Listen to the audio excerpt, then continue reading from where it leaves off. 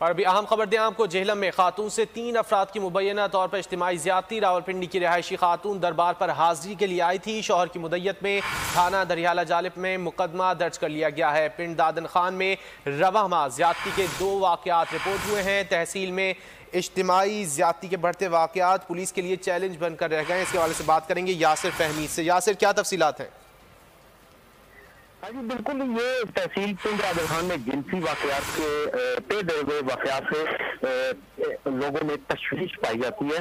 और तहसील पिंड दादन खान में ये दूसरा वाकया है कि रावलपिंडी की रिहायशी खातून जो है वो निगार पे हाजिरी के लिए आई है और 4 हफ्ते से 4 अफराद ने उन्हें अगवा मुबैना ज्यादती का निशाना बनाया।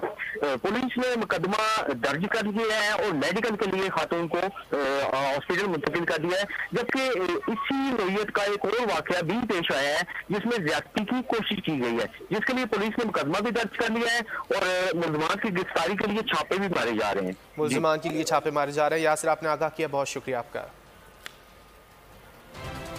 खबरों का सिलसिला जारी है, अभी वक्त